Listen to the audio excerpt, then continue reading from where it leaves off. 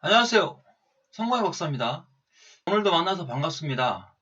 오늘은 출애굽기 일정을 가지고 그 시브라 부하 얘기를 해보려고 합니다. 지금 이스라엘 백성들이 애굽에서 노예 생활을 하고 있잖아요. 그 어려운 상황을 갖고 있는데요. 그런데 그 상황 가운데에서 하나님께서 은혜를 준 시브라와 부하가 있습니다. 애굽의 바로 왕이 유대인 말살 정책을 쓰고 있잖아요. 그래서 남자아이들은 다 죽이라고 했습니다. 그럴 때 시브라와 부하 이 3파는 남자아이들을 살려주고 있다는 거죠. 그러니까 자기의 목숨을 내걸고 하나님의 말씀을 따랐다라는 것을 알 수가 있습니다. 그러면 우리가 시브라와 부하의 그런 믿음을 우리도 이 세상을 살아가면서 가져야 될 것을 말씀해주고 있는 것이죠. 그러면 그 이름 속에 나타난 하나님의 의도, 축복들을 저와 여러분들이 한번 생각해 보겠습니다. 15절입니다. 애굽 왕이 히브리 산파 시브라라 하는 사람과 부하라 하는 사람에게 말하여 이르되 너희는 히브리 여인을 위하여 해산을 도울 때에 그 자리를 살펴서 아들이거든 그를 죽이고 딸이거든 살려두라. 자, 이렇게 명령을 하고 있죠. 여기에서 우리가 한번 생각해 볼 수 있는 것이요. 시브라라고 하는 이름이에요. 8236이죠. 시브라는요. 샤파르라고 하는 동사에서 왔습니다. 8이 3일인데요. 아름다움이라고 하는 의미를 가지고 있죠. 그래서 샤파르는 아름답다, 기쁘다 이런 뜻을 가지고 있습니다. 그럼 부하의 이름은요.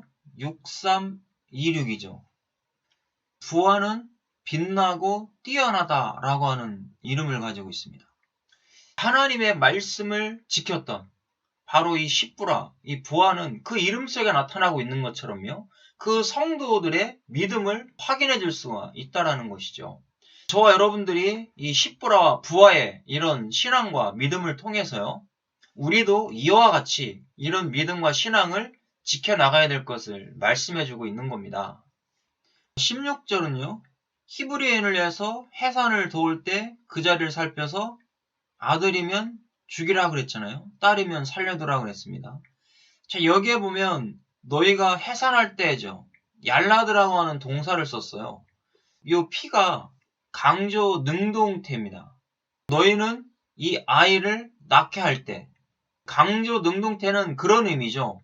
그 산파의 전문적인 기술을 가지고 있는 사람이다라는 것을 보여주고 있는 겁니다. 그래서 여기에서 남자아이면 죽여라 그랬어요. 트라고 하는 동사가 죽이는 거잖아요. 근데 요 H는 사역, 능동형을 썼다라는 거죠. 희필형을 쓴 겁니다. 그러니까 남자아이라면 너는 반드시 죽여야 된다. 이런 의미를 여기서 가지고 있는 겁니다. 그랬더니 17절에 그러나 산파들이 하나님을 두려워하여 애굽 왕의 명령을 어기고 남자 아기들을 살렸다라고 말씀하고 있습니다. 하나님을 두려웠다라는 거죠. 자, 337입니다. 야레라고 하는 이 동사는요, 두려워하다, 무서워하다, 경외하다. 무서워하는 것보다는 경외를 의미해주고 있는 거죠. 이 야레가. 그래서 바로 왕의 말보다 하나님의 말씀을 더 경외했다라는 것을 여기서 보여주고 있는 겁니다. 그렇다면 저와 여러분들도요, 세상의 사람들의 그 권력자들의 말보다 하나님의 말씀을, 주님의 말씀을 더 따라가야 된다는 것을 이야기해 줄 수 있다는 겁니다. 자, 이렇게 했더니요, 21절에 보니까 그 산파들은 하나님을 경외하였으므로 하나님이 그들의 집안을 흥왕하게 하신지라 그랬습니다. 자, 하나님께서 복을 주셨다는 얘기죠.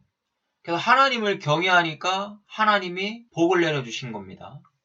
자, 그렇다면 오늘 이 시간 우리도요, 그 시브라와 부하를 통해서 우리의 이 신앙과 이 믿음이 하나님을 온전히 따라가는 그런 신앙을 가져야 될 것을 말씀해주고 있죠. 자, 지금 시브라와 부하 같은 경우에는요, 하나님의 말씀을 따라가기가 쉽지 않은 환경이었고 상황이었다라는 거죠. 그럼에도 불구하고 하나님을 경외했기 때문에 하나님께서 히브리 사람들을 번성케 하시고 축복하신다라는 것을 알고 있잖아요. 그렇기 때문에 하나님의 말씀을 따랐던 겁니다.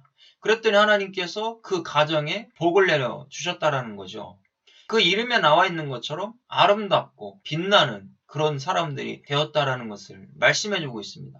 그리고 이 두 여인이 성경에 이름이 올라가는 축복을 받았다라는 것이죠.